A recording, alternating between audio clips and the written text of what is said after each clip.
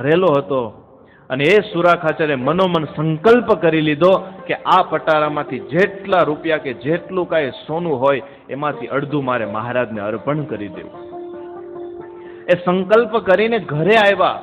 શાંતાબાને બીતા બીતા વાત કરી કે જો મેં એક સંકલ્પ કર્યો છે. શું સંકલ્પ કર્યો છે તમે ભગત? જો મહારાજે આપણી આટલી મોટી રક્ષા કરી, આ પટારાનું તાળું તૂટ્યું નથી, તો મેં એવો મનમાં સંકલ્પ કર્યો છે કે આમાંથી જે કાંઈ ધન નીકળે એનું અડધું મારે મહારાજને અર્પણ કરી દેવું. અને એ વખતે શાંતાબાઈના હૃદયમાંથી જે સૂર નીકળો છે, અરે ભગત તમે તો સૌ ભગત જ રહ્યા. કેમ? અરે જો ચોરથી તાળું ખુલી જાત તો અડધું તમારા માટે રહેવા દેત, માટે જેટલું છે એટલું બધુંય મહારાજને આપી દો. અને આજની પત્ની હોય તો અડધું, શું કે અડધું આપી દેવાનું. તાળું તૂટ્યું હોત તો કઈ રાખત. પણ પતિ અને પત્ની વચ્ચે કેવો મનમેળ હોય છે એ સુરાખાચર અને એમના પત્ની શાંતાબાઈ આપણને શીખવાડે છે. ત્યારે આપણા ઘરની અંદર પણ પતિ અને પત્ની વચ્ચે આવો મનમેળ જોઈએ. ધર્મદેવ ને ભક્તિ માતાના કેવા સુંદર પ્રસંગો છે. હજી તો ઘનશ્યામ મહારાજનું પ્રાગટ્ય નહોતું થયું. એ પહેલા જ્યારે ધર્મદેવ અને ભક્તિ માતા વૃંદાવનમાં ગયેલા, અસુરોના ઉપદ્રવ થકી ઉપદ્રવિત થઈને જ્યારે વૃંદાવનમાં ગયા, ઋષિ મુનિઓ જેટલાને શાપ થયેલો એ બધા જ ભેગા થયેલા, અનુષ્ઠાન કર્યું, ભગવાને દર્શન આપીને કહ્યું કે હે ધર્મ ને હે ભક્તિ, હવે તમે છપૈયા તરફ પ્રયાણ કરો, હું તમારે ત્યાં અવતાર ધારણ કરીશ. સાક્ષાત અવતારી પૂર્ણ પુરુષોત્તમ નારાયણ તમારે ત્યાં પુત્ર રૂપે પ્રગટ થશે, એવું વરદાન આપી અને ભગવાન જ્યારે અદ્રશ્ય થયા, ધર્મ અને ભક્તિ એ છપૈયા તરફ ચાલતા થયા છે. વર્ષોથી આ પ્રસંગ સાંભળીએ છીએ, પણ આપણા ગ્રહસ્થ જીવન માટે બહુ સમજવા જેવો છે. રસ્તામાં ગાઢ જંગલ આવ્યું છે, ધર્મદેવ અને ભક્તિ માતા ચાલ્યા આવે છે. અને એ વખતે અશ્વત્થામા એક વૃદ્ધ સંન્યાસીનું રૂપ ધારણ કરી અને ધર્મદેવ અને ભક્તિ માતાની પાસે આવે છે. વૃદ્ધ બ્રાહ્મણ મહારાજ દેખાયા એટલે સહેજે પ્રણામ કર્યા, સમાચાર પૂછ્યા. પણ આમ તો કહેવાય ને, યુધિષ્ઠિરનો શાપ છે કે મહિલાઓના પેટમાં વાત ટકે એટલે તમારે કઈક વાતનો ફેલાવો કરવો હોય ને, કહી દેવાનું. અને ઘણી વાર તો એવડું મોટું થઈ જાય કે વાત પૂછોમાં. અને એ જ વખતે ભક્તિ માતાએ, ખબર નહોતી એમને કે અશ્વત્થામા છે, ભગવાનનો વેરી છે. ભક્તિ માતાએ હરખમાં ને હરખમાં કહી દીધું કે અમારે ત્યાં તો ભગવાનનું પ્રાગટ્ય થવાનું છે. એમ ભગવાનનું પ્રાગટ્ય? કોણે કીધું તમને? અરે હમણાં અમે વૃંદાવનમાં ગયેલા, બધા ઋષિ મુનિઓએ સાથે મળીને અનુષ્ઠાન કરેલું ને આવી રીતે એમ કરીને ભક્તિ માતાએ બધી જ વાત કહી દીધી. અને એ તો ભગવાનનો શત્રુ અશ્વત્થામા હતો, અને એકદમ અશ્વત્થામાએ પોતાનું મૂળ રૂપ પ્રગટ કર્યું અને શાપ આપી દીધો કે જા, હું તમને શાપ આપું છું કે મારો વેરી એ કાળિયો જો પ્રગટ થશે તો આ અશ્વત્થામાનો શાપ છે કે ક્યારેય હથિયાર ધારણ નહીં કરે. અચાનક આવું સાંભળીને ધર્મદેવ અને ભક્તિ માતા તો ડરી ગયા કે આ શું, આ તો અશ્વત્થામા નીકળે. પણ વાલા ભક્તો, બંનેને દુઃખ પણ થયું. પણ સતાનંદ સ્વામીએ સત્સંગી જીવનમાં ક્યાંય એવું નોંધ્યું નથી કે ધર્મદેવ આ પ્રસંગે ભક્તિ માતાને ખીજાણા હોય. ક્યાંય તમે સાંભળ્યું છે? નહીતર ભૂલ થઈ હતી જરૂર ભક્તિ માતાથી, અને ભૂલ કઈ નાની સુની પણ નહોતી. કેવો શાપ આપી દીધો કે ક્યારેય હથિયાર ધારણ નહીં કરે. પણ છતાં ક્યારેય ધર્મદેવે ભક્તિ માતાને આ વાત યાદ પણ નથી કરાવી અને ક્યારેય ખીજાયા પણ નથી. આજ સુધી સત્સંગમાં ચરિત્રો સાંભળીએ છીએ, ક્યાંય તમારે એવું સાંભળવામાં આવ્યું કે ધર્મદેવ ભક્તિ માતાને ખીજાયા હોય, કે ભક્તિ માતાએ ધર્મદેવને કોઈ ફરિયાદ કરી હોય? લ્યો, આજની તો શું વાત કરવી.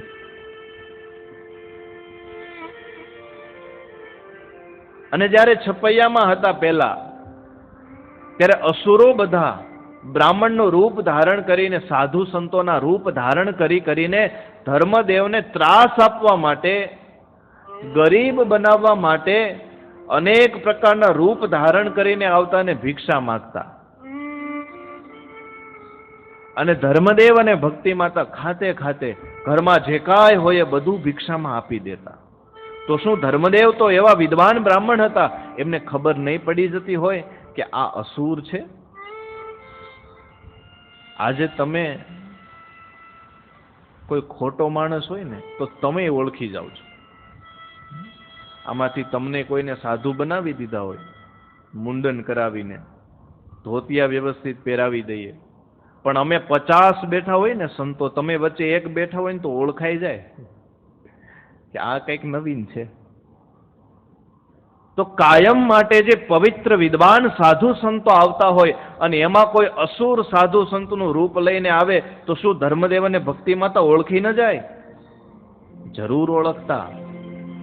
પણ છતાંય ધર્મદેવ એક આતિથ્ય ધર્મ સાચવવા માટે એને ઘરની સંપત્તિ માત્ર આપી દેતા, પણ ક્યારેય ભક્તિ માતાએ ધર્મદેવને ફરિયાદ નથી કરી કે તમે એને શું કામ આપી દીધું.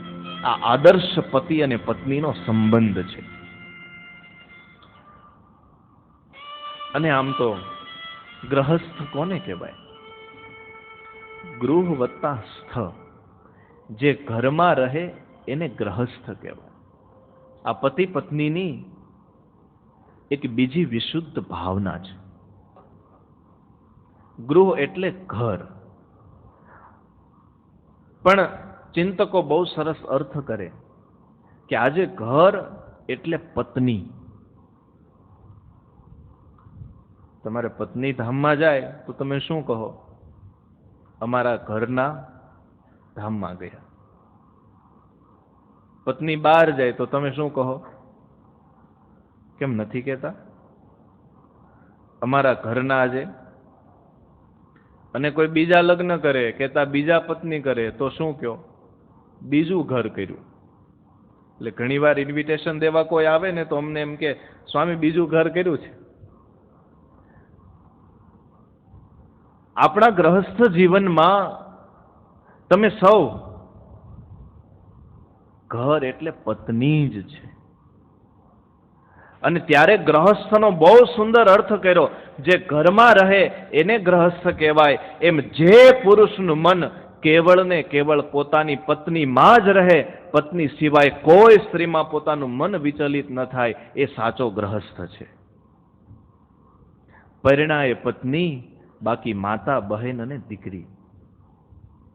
પરિણા એ જ પત્ની, એ સાચો ગ્રહસ્થ છે. અને આમ તો ગ્રહસ્થ જીવનમાં પતિ પત્નીનો સંબંધ કેન્દ્ર સ્થાને છે. એક ગામની અંદર એક બહુ મોટા રાજા હતા. રાજાએ એક દિવસ વિચાર કર્યો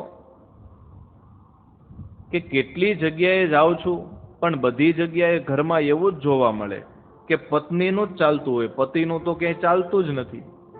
એટલે ઘણી વાર કે ને પતિ જાય એનું નામ, અને પતિ ન જાય અને પતાવી દે એનું નામ પત્ની. રાજાને મનમાં વિચાર થયો હતા, કોઈ પતિનું ઘરમાં હાલતું હશે કે નહીં હાલતું હોય, પણ પૂછવું કોને?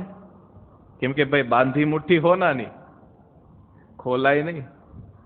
પૂછવું કોને?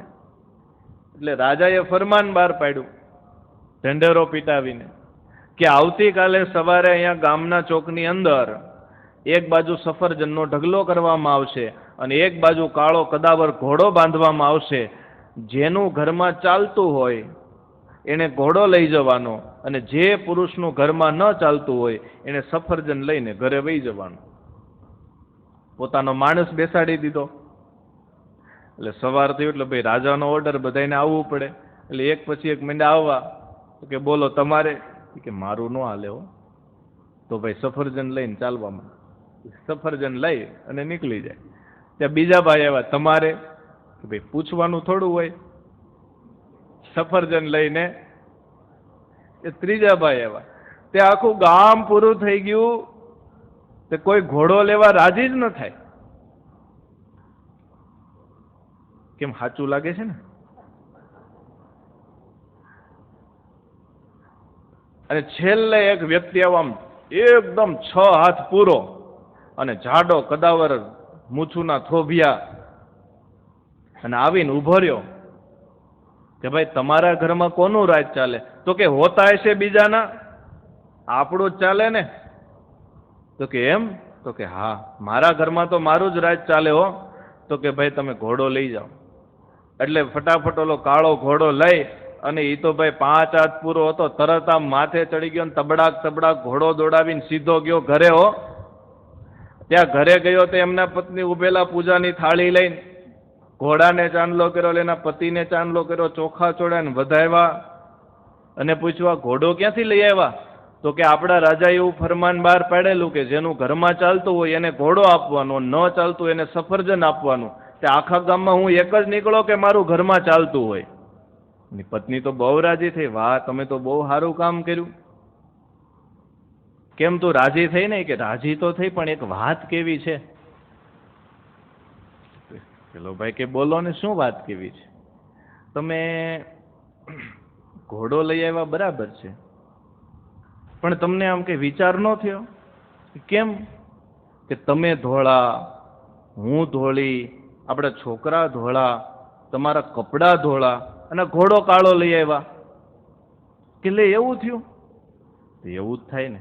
કે લે હું બદલાવતો આવું.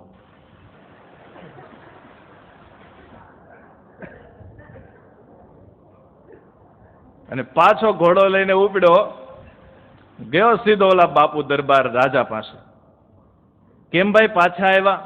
કે જો બાપુ એમાં એવું છે ને કે મારા પત્ની એમ કે છે કે અમે ઘરમાં બધાય ધોળા ને ઘોડો કેમ કાળો, એટલે ઘોડો બદલાવા આવ્યો છું. બાપુ કે ઘોડો મૂકી દે, સફરજન લઈને વહી જા.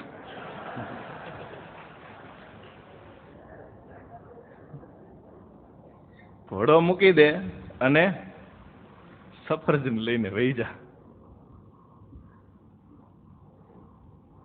ત્યારે એક આદર્શ પત્ની કેવી હોય? શ્રીજી મહારાજ શિક્ષાપત્રીની અંદર સુવાસિની સ્ત્રીઓના ધર્મ લગતા શ્લોક લખે છે. સભર્તૃકાભિ નારીભિ સેવ્ય સ્વપતિ ઈશવત અંધો રોગી દરિદ્રો વા ષંઢો વાચ્યમ ન દુર્વચઃ. પોતાનો પતિ અંધ હોય, રોગી હોય, દરિદ્ર હોય, ષંઢ હોય અથવા દુર્વચન બોલનારો હોય, છતાં પણ દરેક પરિણીત સ્ત્રીએ પોતાના પતિની ભગવાન માનીને સેવા કરવી. પત્ની માટે પતિ એ જ પરમેશ્વર છે. અને જો પતિની સેવા ન કરે તો એવી ભક્તિ પરમેશ્વરને પણ ગમતી નથી. પરમેશ્વરને પણ એ પત્નીની ભક્તિ ગમતી નથી. લગ્ન પહેલા દીકરીઓ સારો, સુશીલ, સંસ્કારી વર મળે એના માટે જુદા જુદા વ્રત કરે. નામ તો બહુ નથી આવડતા, પણ 2-4 ફૂલ કાંજળી ને મોળા કત ને હોય ને વ્રતો કરે. અને એમાં આ તો અધિક મહિનો એટલે શું કરે? હા, ગોરમાની સ્થાપના કરે. અને પછી એવા સરસ મજાના ગીતો ગાય, સાંભળવું છે? ગોરમા ગોરમા રે આવડે છે તમને? સાસુ રે જો સુવાડમાં, ગોરમા ગોરમા રે સાસુ રે જો સુવાડમાં, ગોરમા ગોરમા રે સસરા રે જો સવા દિયા, ગોરમા ગોરમા રે સસરા રે જો સવા દિયા, ગોરમા ગોરમા રે वर देजो विवारिया गौर मारे वर देजो विवारिया गौर मारे अगर भैंसना दुजाना गौर मारे काठुड़ा घऊनी रोटली गौर मारे उवर माखण नो पींडो गौर मारे साथे माळवियो गोड़ गौर मारे साथे माळवियो સાંભળ્યું તમે શું માગ્યું? વગર ભેંસના દુજાણા દેજો, કાઠુડા ઘઉંની રોટલી દેજો, માથે માખણનો પીંડો અને માળવિયો ગોળ.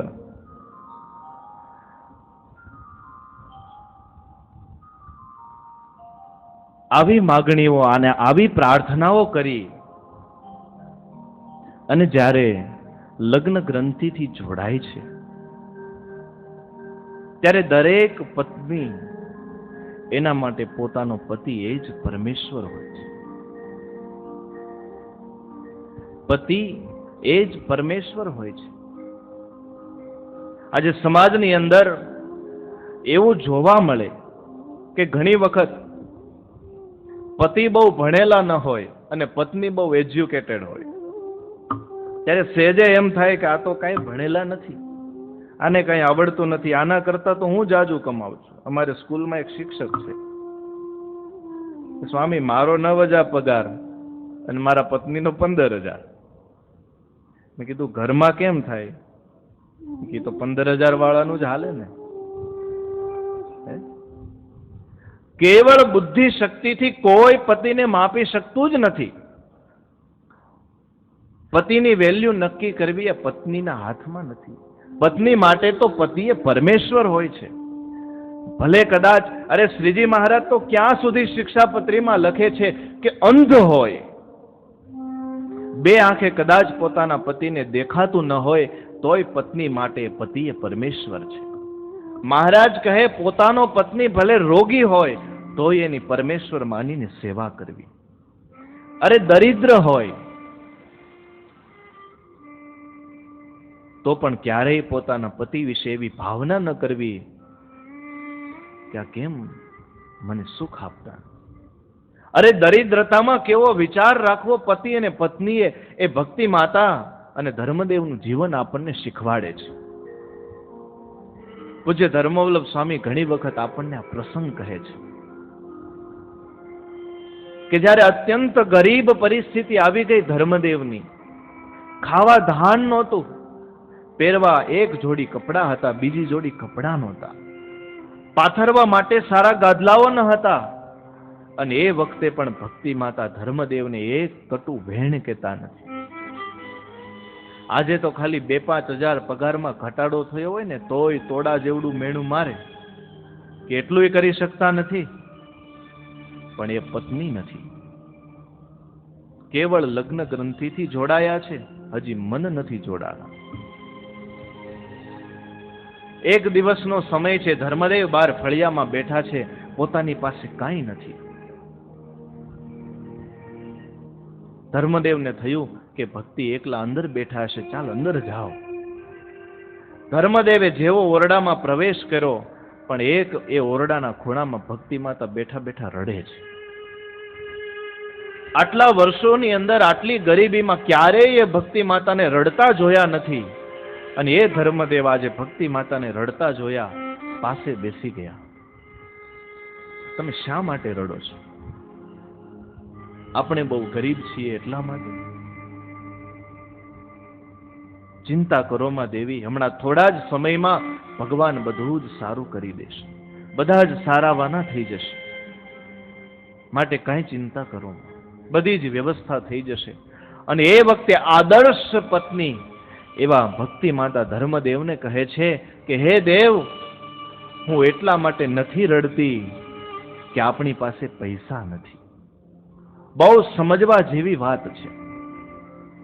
હું એટલા માટે નથી રડતી કે આપણી પાસે પૈસા નથી, હું એટલા માટે નથી રડતી કે આપણે